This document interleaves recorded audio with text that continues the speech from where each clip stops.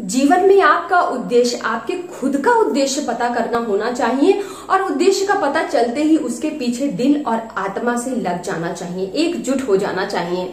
ये कोटेशन है काफी फेमस गौतम बुद्ध जी की, जो उन्होंने कहा और उसको उन्होंने खुद अपने जीवन में फॉलो भी किया है। अगर उन्होंने ऐसा ना किया होता, तर्क वितर्क तो बहुत होते हैं बुद्ध जी को लेके, लेकिन जो चीजें हैं जो जेन्युइनली मुझे लगी है वही लेके इस वीडियो में आई हूँ।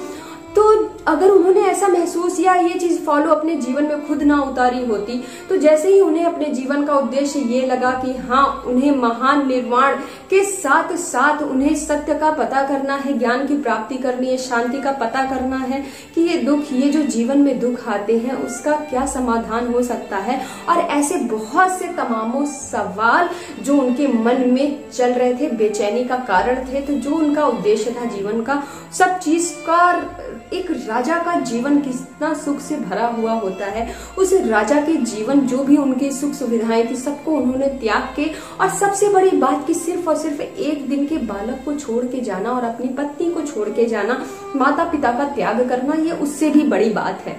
और ये सारी चीजें उन्होंने त्याग की सिर्फ और सिर्फ अपने उद्देश्य को पूरा करने के लिए।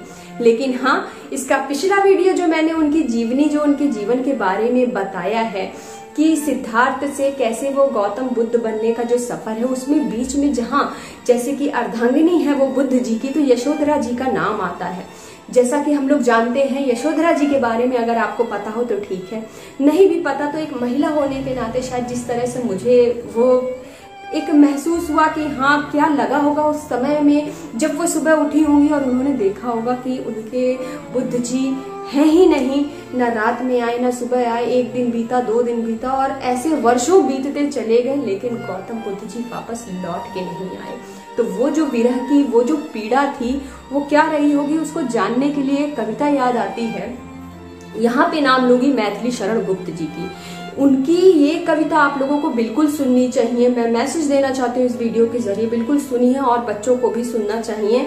स्पेशली मदर्स भी अगर सुनेंगी, महिलाएं सुनेंगी तो जरूर वो समझ पाएंगी कि हाँ, यशोधरा जी को किस पीड़ा से गुजरना पड़ा। और देखें तो आज 2021 में भी उस पीड़ा से बहुत सी महिलाएं गुजर ही रही हैं। तब में यशोधरा थी और आज भी बहुत लोग हैं, क्योंकि ऐसे केसेस होते रहते हैं आए दिन। फिलहाल टॉपिक पे ही बात करूंगी। एक कविता लिखी मैथिली शरण गुप्त जी ने, जब उसको आप पढ़िएगा तो सारा दर्द, सारा पीड़ा उस कविता में उन्होंने अपनी जो वेदना थी वो अपनी एक सखी से वो उस बात की चर्चा करती हैं उस कविता में कि हे सखी वो कह के जाते।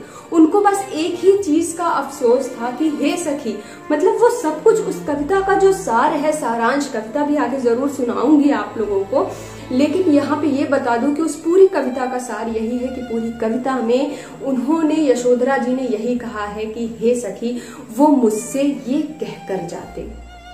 उस कविता की लाइन सबसे स्टार्टिंग में बहुत खूबसूरत सी लाइन है, जो सुनने में काफी पढ़ते ही पढ़ते अंदर आत्मा में जैसे होने लगता है कि हाँ, यशोधरा जी ने कितनी पीड़ा सही होगी और क्या उन्हें महसूस हुआ होगा। तो वही इस कविता में दर्शाया गया है कि हे सखी वो कह के जाते, चोरी चोरी जो वो गए। सबसे वेदना की बात वही है, क्योंकि वो जाते जरूर, लेकिन वही चीज अगर वो बता के जाते तो उनके मन में इस बात की कसक जरूर थी कि वो बता के क्यों नहीं गए। तो इस कविता को आप लोगों के सामने शेयर करूंगी, पढ़ूंगी। उसके बाद सखी वे मुझसे कहकर जाते, कह तो क्या मुझको वे अपनी पथ बाधा ही पाते। ध्यान से सुनिएगा, कविता का सार बहुत अच्छा है। एक एक शब्दों में उनका दर्द छुपा हुआ है, उनकी पीड़ा, उनकी वेदना और जो उन्होंने उस समय महसूस किया, वो सब इस कविता के जरिए आप लोगों के लिए लेके आई हूं। सखी वे मुझसे कहकर जाते, कह तो क्या मुझको वे अपनी पथ बाधा ही पाते। मुझको बहुत उन्होंने माना, फिर भी क्या पूरा पहचाना। मैंने मुख्य उसी को जाना, जो वे मन में लाते। सखी वे मुझसे कहकर जाते। स्वयं सुसज्जित करके क्षण में प्रियतम को प्राणों के पण में, हमें भेज देती है रण में छात्र धर्म के नाते। सखी वे मुझसे कहकर जाते। ये जो दोनों पंक्तियां हैं, अगर साधारण हिंदी की भाषा में अर्थ समझाने की कोशिश करूं तो मैथिली जी ने इसमें कविता के जरिए यशोधरा की पीड़ा को बताया है कि वो सिर्फ उनके मन में जो कसक थी कि वो उन्हें बता के क्यों नहीं गए, क्योंकि क्षत्रिय होने के नाते, क्षत्रिय की पत्नी होने के नाते अगर रणभूमि में भी भेजना होता है तो हम पत्नियां ही तिलक करके उन्हें रणभूमि में भी भेज सकने की ताकत रखते हैं, तो मैं उन्हें क्यों नहीं भेजती अगर वो मुझे बता देते। तो इस बात का उनको दर्द हमेशा रहता है। हुआ न यह भी भाग्य अभागा, इसके बाद वो अपने भाग्य को ही दोषी देती हैं। किस पर विफल गर्भ अब जागा, जिसने अपना या था त्यागा, रहे स्मरण ही आते सखी वे मुझसे कहकर जाते। वही बात है कि जब पूरे समाज में जब विवाह होता है तो एक पत्नी पूरे तरह से समर्पित रहती है अपने पति के ऊपर। आज के डेट में भी है, ये कितना पवित्र रिश्ता है ये आप भी जानते हैं। और अपनाने के बाद इस तरह से त्यागना, ये एक पत्नी के लिए एक बहुत बड़ी बात होती है। नयन उन्हें है निष्ठुर कहते, पर इनसे जो आंसू बहते। ध्यान से सुनिएगा, इसमें बहुत, नयन उन्हें है निष्ठुर कहते, पर इनसे जो आंसू बहते। सदैव हृदय में वे कैसे सहते, गए तरस ही खाते, सखी वे मुझसे कहकर जाते। आंसुओं की धारा कितनी उस समय में उनके आंखों से, उनके नैनों से बही होगी, इस चीज को मैं क्या आप लोगों को वीडियो के जरिए बताऊं। इसीलिए ये कविता लेके आई हूँ, क्योंकि ये कविता पर्सनली मुझे खुद बहुत पसंद है। और आप लोगों ने देखा होगा कि मैथिली शरण गुप्त जी की जितनी भी कविताएं हैं, जब आप पढ़ते हैं तो आपके दिल नहीं, आपकी आत्मा को छू जाने वाली ही होती है, अगर आपको रुचि है कविताओं में तो। जाए सिद्धि पावे वे सुख से, दुखी न हो इस जन के दुख से। उपालंब दूं मैं किस मुख से, आज अधिक वे भाते, सखी वे मुझसे कहकर जाते। गए लौट भी आवेंगे, गए लौट भी आवेंगे, कुछ अपूर्व अनुपम लावेंगे। रोते प्राण उन्हें पावेंगे, पर क्या गाते गाते, सखी वे मुझसे कहकर जाते। लास्ट में पूरे कविता का सार बस कुछ शब्दों में ही बताने की कोशिश करूंगी कि पूरी कविता में सिर्फ और सिर्फ उन्होंने यही दर्शाया है कि अपनी सखी से किस तरह हमें दर्द होता है। तो हम अपने दोस्तों से, जो हमारे मन के करीब होते हैं, हम लोग शेयर करते हैं उनसे। तो वही चीज तब के टाइम में यशोधरा जी ने इस कविता में दर्शाया गया है कि अपनी सखी से सिर्फ यही कहा है कि काश वो जो लास्ट कसक थी उनके मन में, जो पीड़ा का कारण था, वो यही था कि वो काश वो बता के जाते। क्या मैं उन्हें समझती नहीं, क्या मैं उन्हें समझती नहीं। एक क्षत्रिय की बेटी होने के नाते जिस तरह रणभूमि का एग्जाम्पल दिया, वो सत्य पे ही आधारित है। और लास्ट में उन्होंने अपने भाग्य को भी कोसा है। और अब लास्ट में वो ये भी कहती हैं, जो लास्ट पंक्ति थी, कि शायद वो आ भी जाए, शायद वो आ भी जाए, लेकिन अब क्या, फिर भी मन में वो कसक है उनके कि उन्होंने क्यों नहीं बताया, काश वो बता के जाते।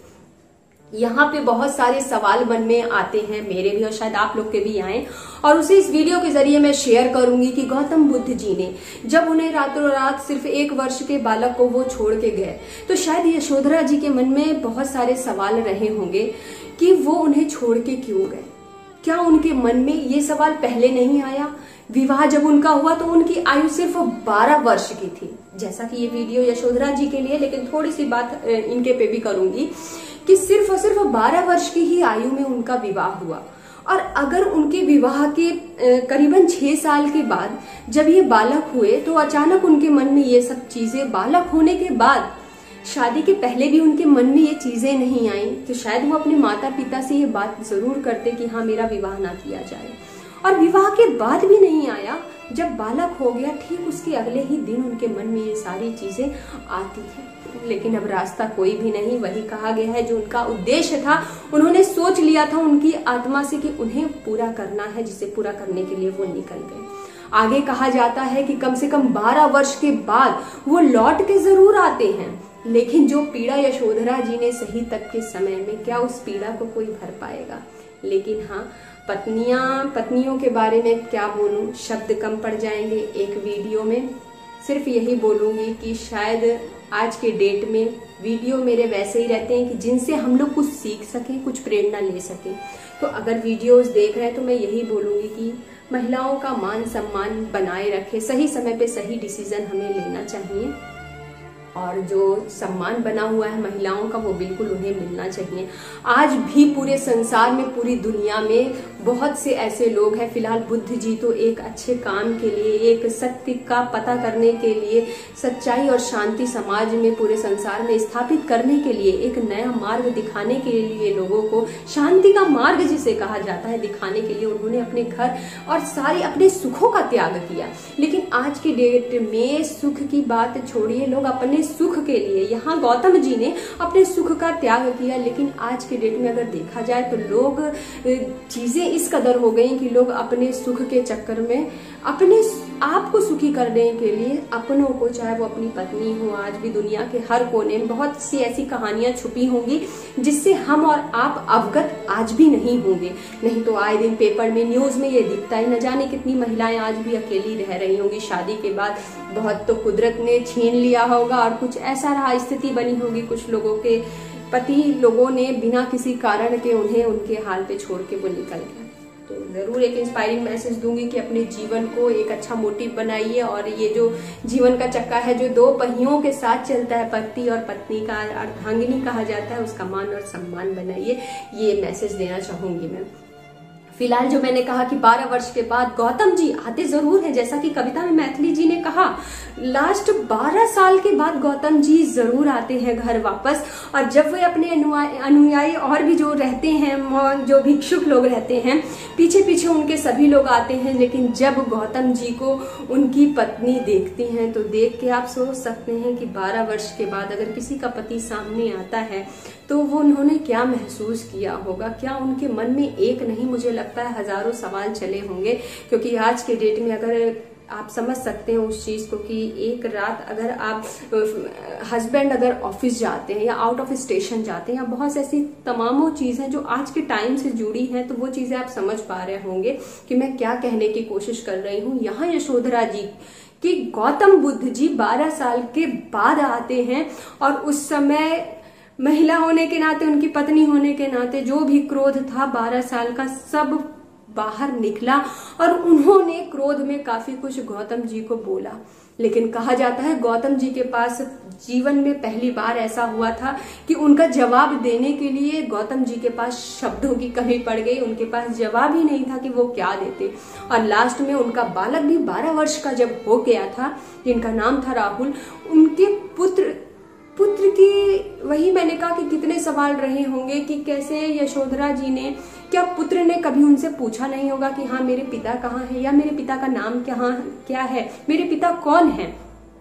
अपने आप को तो यशोधरा जी ने संभाला ही होगा, लेकिन एक माँ के नाते कि अपने पुत्र के सवालों का जवाब उन्होंने कैसे दिया होगा। जब लास्ट में गौतम बुद्ध जी आते हैं तब वो अपने पुत्र को बताती हैं कि हाँ ये तुम्हारे पिता हैं। तब वो इस बात से अवगत कराती हैं 12 साल के बाद कि ये तुम्हारे पिता हैं, जिन्होंने संन्यास ले लिया, हर चीज का त्याग किया और आज ये 12 वर्ष के बाद मिले हैं। तो आज इनसे जरूर पूछो कि पिता होने के नाते उनके पास ऐसा क्या है जो वो तुम्हें दे सकते हैं।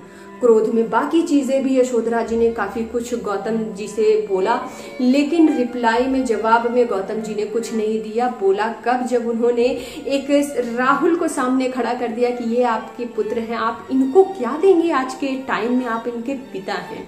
तो वो कुछ भी नहीं करते हैं, जो एक कटोरा लिए वो रहते हैं जिसमें वो भिक्षा मांगते हैं द्वार द्वार पे जाके, वही वो अपने पुत्र राहुल को दे देते हैं हाथ में और आशीर्वाद देते हैं कि बेटा तू भी मेरे जैसे संन्यास्त हो जा। जितनी ज्ञान की प्राप्ति पूछे है वो सारी चीजें एक समर्पण की भावना से उन्होंने आशीर्वाद के रूप में उन्होंने राहुल को दी। और आगे चल के ऐसा कहा जाता है कि उनके बेटे भी संन्यास्त हो गए और साथ ही साथ बाद में, जैसा कि मैंने कहा कि जितने सवाल थे यशोधरा जी के, कि उन्होंने सब बोले गौतम बुद्ध जी को कि आपने मुझे क्यों नहीं बताया, क्या मैं आपका साथ नहीं देती, क्या आपको मेरे पे विश्वास नहीं था, आपने विवाह जरूर किया, आप मुझे समझ नहीं पाए, तमामों सवाल उनके थे। तो लास्ट में जब इस तरह से देखती हैं तो बोलते बोलते वो बिल्कुल शांत हो जाती हैं और उनके आंखों में आंसू भर आते हैं। और हम जो औरतें हैं तो ऐसा ही होता है कि बोलने को चाहे कितना भी क्रोध करें, लेकिन वही है कि जब उनकी आंख में आंसू आ जाते हैं तो वो गौतम जी के पैर पे जाके गिर जाती हैं, और गौतम जी के पैर पे जब वो गिर जाती हैं तो वो कहते हैं कि अब तुम भी मेरे साथ सन्यासी बन सकती हो। तो लास्ट में यही होता है उनके जीवन में।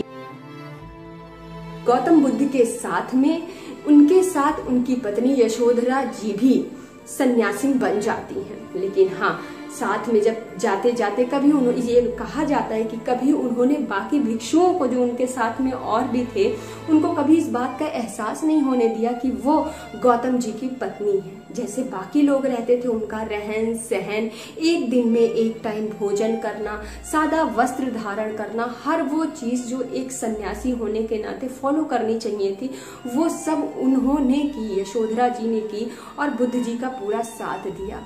लास्ट में ये कहा जाता है कि सिर्फ और सिर्फ 78 की एज में इसी तरह से सेवा करते करते संन्यास लेने के बाद कम से कम 78 की उम्र में उनका देहांत हो जाता है। और इसके आगे तो फिलहाल किताबों में भी और कहीं कुछ पढ़ने में आया नहीं, सिर्फ यही चीजें आई तो वही शेयर करने आई हूँ।